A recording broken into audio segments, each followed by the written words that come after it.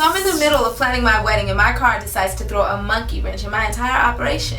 And I'm not talking about a flat tire, new air filter, cracked windshield kind of monkey wrench. No, I'm talking about a new computer / new transmission kind of monkey wrench.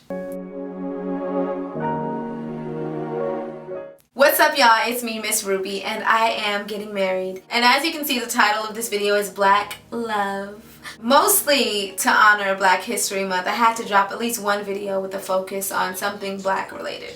I am Black, although most of you might be confused about that. Yes, I am a Black woman. I'm mixed with Mexican, but I grew up with nothing but Black people. I never knew my Mexican side, so I've always identified with being a Black girl. Despite the fact that when my fiance first met me and for some reason thought that I was a little Mexican chick, I'm unapologetically Black. I wanted to take a minute to identify a couple of things that I feel like oftentimes we as Black people allow to get in the way of Black love. Those two things are money and respect. But before I get all in depth about those topics, I wanted to first give a shout out to a young, successful Black entrepreneur who I admire, my girl, Missy Lynn. She is active duty Air Force and a makeup artist who has managed to work that full-time job with the military and still create a successful career as a makeup artist, particularly through YouTube. I met her a couple years ago. She's a real cool chick. I actually recently did her hair and we were able to talk about a lot of things, including this new eyeshadow palette she released through BH Cosmetics. I'm going to show you the palette right now. Looks like this. Beautiful on the outside. Beautiful on the inside. I love these colors, girl. Shout out to you because these are some of my favorite colors. I don't wear makeup that often, usually just when I'm filming, but I wore it today. I don't know if you guys can see it right now on my face, but I'm going to give you guys a close-up just in case you can't. It's beautiful. Shout out to you, Missy Lynn. Thank you so much. I love it. Moving on. Black love. Now, as much as I love to see people in love, no matter what the color of their skin is, I have a special place in my heart for Black love. I just think that love is not just something that you feel and that feels good. I also feel like love is something that has to be shown. And so when there are money issues that are getting in the way of relationships and respect issues getting in the way of relationship, it's really hard for you to see and feel the love from someone. And so particularly with Black people, I feel like it's no secret our ancestors did not have the same head start as other ethnicities represented in this country. And because of that, not only do we make up a very small percentage of the American culture, but within that percentage, majority of us are broke. Even some of us who have money don't know what to do with money. We don't understand it, and so we're still broke-minded. Like J. Cole said, Blacks always broke because we don't know money. Spend before we get it and can never hold money. Sad but true. So when I see a lot of relationships failing because of money, it's like automatically something that I'm trying to steer clear of. So, off top, having a car issue, having to come out the pocket a couple $1,000s more than what was expected, what was budgeted out for within the next 4.5 months before my wedding is automatically something that makes me cringe. But I've chosen not to stress on it. And the reason why is because the philosophies that I've come to adopt about money are, number one, my God, our God is able to do tremendous wonders. So to sit up and stress about money, to sit up and stress about anything is almost to downplay what God can really do in our lives. So whenever I have a money issue, I usually don't stress about it, not anymore. I mean, I've lost hundreds of dollars before and I'm just like, not like, oh well, I don't care, but I'm not gonna sit up and cry about it, you know what I'm saying? Secondly, there's so much money out there in America, in California alone, but there's just so much money out there, ridiculous buku's amounts of money. So much money that some people who have all this money don't even know what to do with it, so they find ways to waste their money.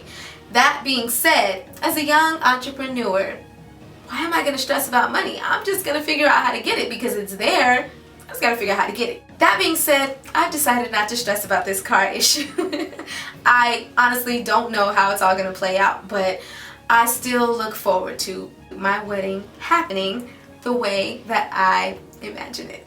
The second topic I wanted to talk about is respect. Another thing that I see in the Black culture is a lot of really strong, ambitious, self-reliant women. Sound familiar? Women who have seen enough failure to have pretty much come to the conclusion that we're not going to sit around and wait for a man to take care of us. We got this. Because of that, I feel like the roles are challenged a lot. We as women don't always know how to respect men as men, and they don't always know how to respect us as women. So I'm reading this book and it's called Captivating. It was actually given to me by my pastor, who is putting my fiance and I through marriage counseling. And just at the beginning of this book, it already starts to get deep, but the main point they've addressed so far that really stands out to me is how we as women can go about being feminine and embracing our sensitivity. It talks about how deep down we all long for romance. We long to play an irreplaceable role in an adventure, and we all long to be someone's special person. My fiance oftentimes tries to get me to act more ladylike, and I've always kind of taken it somewhat offensive because I'm like, what do you mean? I usually feel like he's trying to change me, when really what it is he obviously admires the ladylike things that he does see in me, and he just wants to see more of it. I'm working on that. But what I think that means is being able to say, okay babe, no problem. Hey, this is my suggestion, but if you don't want it, it's fine. I mean, I accept it. Rather than being like, nigga, you stupid, are you serious? Like, what the hell? That doesn't even make sense. Some of the language that we often find ourselves using. We sit back and be like, man, this dude can't do nothing right, or this dude is always doing this, or I gotta do everything. But it's kind of like, how can we expect him to want to take the initiative when he feels like he's being torn down all the time?